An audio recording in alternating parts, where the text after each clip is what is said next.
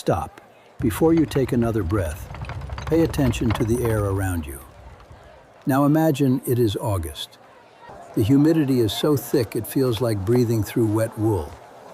The smell hits you first. Not the clean Atlantic breeze you might expect from a port city, but something far more complex and far more human. There is the sweetness of fermenting grain drifting from the dozens of distilleries along the Delaware River. There is the sharp, iron tang of the open-air butcher stalls on High Street, where offal bakes in 90-degree heat. And beneath all of it, something darker. The particular sweetness of decay that no one discusses in polite company. The smell of a city growing faster than its sewers. Welcome to Philadelphia in the summer of 1793.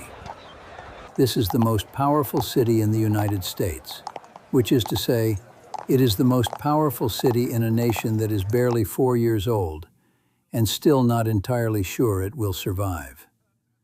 The capital of the Republic sits here, on this river, on these cobblestones. The president's house is 3 blocks away. Congress meets half a mile from where you are standing. Alexander Hamilton runs the treasury from a building you could hit with a stone. Philadelphia in 1793 is a city of 55,000 people, enormous by American standards, an infant by European ones. But it moves with the frantic confidence of something that believes it is eternal. Merchants in silk coats argue over shipping rates at the coffee house on Walnut Street. Printers run off pamphlets debating the French Revolution. Street vendors hawk oysters and gingerbread, while carriages clatter over the brick-paved streets, their iron wheels producing a sound like rolling thunder. But pay attention to the waterfront. Something is wrong. A ship is docked near Arch Street Wharf, arrived from Saint-Domingue, what we now call Haiti, carrying refugees from a slave rebellion that has set the entire Caribbean on fire. The passengers are gaunt, trembling. A few are carried off on stretchers. The dock workers unload the cargo without looking too closely at the people. The city, distracted by its own grandeur, does not look closely enough. It should have. Because what came off that ship was not just human misery. It was a sentence. Walk with me along Water Street, the narrow lane that runs between the Delaware River and the first row of buildings. This is not a fashionable address. The houses here lean toward each other across the alley like old men sharing a secret. Their wooden frames soft with moisture, their cellars permanently flooded by the river. The residents are laborers, sailors, freed black men and women, and the most recent wave of immigrants. People who arrived with nothing and found their way to the cheapest possible shelter, which means this street, which means this flood-prone, rat-infested corridor of the city. In late July, people on Water Street begin dying in a way no one has seen before. It starts with a headache, brutal, blinding, the kind that makes you want to press your skull against the cold brick floor. Then comes the fever, climbing so fast that victims describe feeling as though they are burning from the inside. The skin yellows, the eyes yellow. And then comes the final, terrifying symptom that gives the disease its most horrifying name, the black vomit. Digested blood, pouring from the stomach. Death usually follows within hours. The disease is yellow fever. The Aedes aegypti mosquito carries it, though no one in 1793 knows this. They cannot see the clouds of mosquitoes breeding in the stagnant pools left by the summer's flooding. They cannot know that the standing water in the gutters, in the rain barrels, in the low-lying docks they walk past every day, is a nursery for the invisible assassin. The leading physician of the age, Dr. Benjamin Rush, signer of the Declaration of Independence, professor of medicine at the University of Pennsylvania, studies the dead and concludes the cause is rotting coffee beans left on a Ball's wharf. He is catastrophically wrong, but he is the best mind the city has. By the middle of August, the death notices in Matthew Carey's newspaper, the Pennsylvania Herald, begin to run longer, then much longer. Then they start appearing on the front page. A city that had been performing a daily theater of confidence and ambition suddenly goes very, very quiet in certain neighborhoods. And then the quiet starts spreading north. Here is what a city looks like when its rulers decide to leave. The roads out of Philadelphia in September 1793 are choked with carriages. Fine carriages. The kind with leather suspension and brass fittings, piled high with trunks, servants, and the particular panic of people who have never before had to run from anything. President George Washington departs for Mount Vernon. Treasury Secretary Alexander Hamilton contracts the fever himself. He survives, barely, largely through the care of his wife, Elizabeth. Vice President John Adams leaves for his farm in Massachusetts. Congress, due to reconvene in December, makes it known that Philadelphia may simply not be a safe location for the seat of government. In a matter of weeks, the capital of the United States has been functionally abandoned by its own leadership. The wealthy residents of Chestnut Street and Spruce Street pack everything they can carry and relocate to their country estates, to relatives in New York, to anywhere that is not here. By September, an estimated 20,000 people, nearly half the city, have fled. The streets that were deafening a month ago now produce a sound that survivors will remember for the rest of their lives. An eerie, hollow silence, broken only by the rumble of death carts collecting bodies before sunrise. And who could not leave?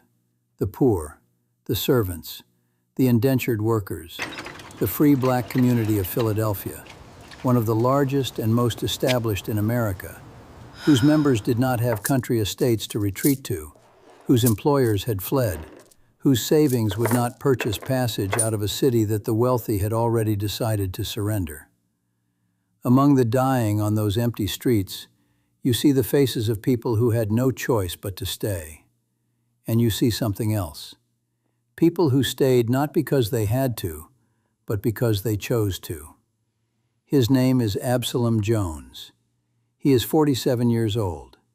He was born into slavery in Delaware, taught himself to read by borrowing his mistress's spelling books at night, purchased his own freedom penny by penny over more than a decade of extra labor, and built, with his own hands and the hands of his community, the first independent black church in America. When Philadelphia's white physicians flee and the city's existing infrastructure for caring for the sick collapses entirely, Jones does not leave. Jones and his colleague Richard Allen, founder of what would become the African Methodist Episcopal Church, answer a public call from Mayor Matthew Clarkson, who has been essentially left to run a dying city alone. The mayor's desperate plea to the free black community rests on a cruel and incorrect assumption, a rumor, widely circulated, that black people are immune to yellow fever. They are not. Jones and Allen know this. They go anyway. What follows is one of the most extraordinary acts of collective courage in American history, and one of the least taught. Hundreds of free black Philadelphians, men and women, take on the most dangerous work in the city. They nurse the sick in houses where the stench is so powerful that white visitors turn back at the door. They carry bodies. They dig graves. They drive the death carts. They sit with the dying through the night, holding hands and offering water, in rooms where the fever is still burning in the air.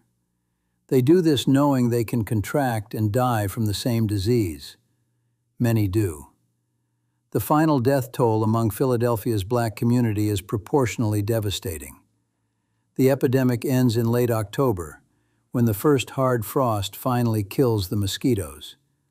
The death toll reaches approximately 5,000 in a city of 55,000, nearly 1 in 10 residents dead in less than 3 months.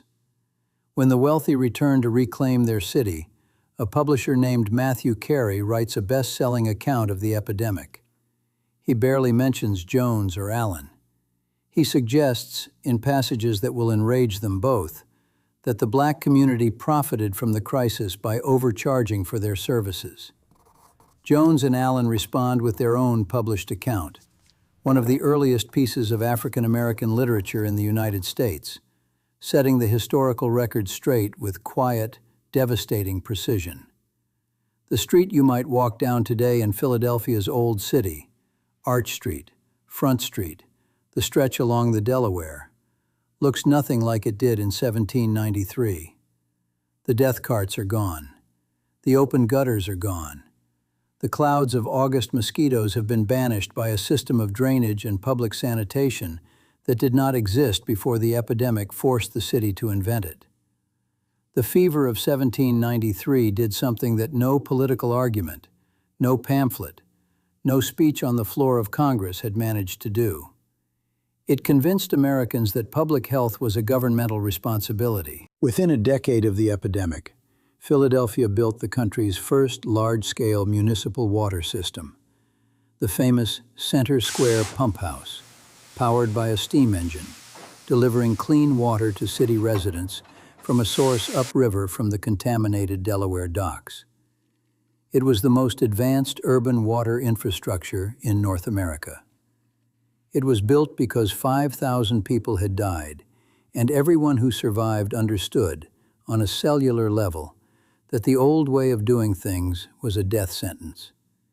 Yellow fever returned to Philadelphia 6 more times in the following decade. Each time, the city's response became slightly more organized, slightly more humane.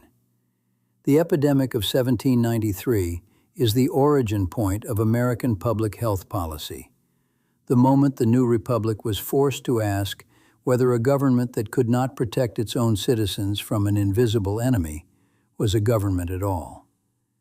And what of Absalom Jones and Richard Allen?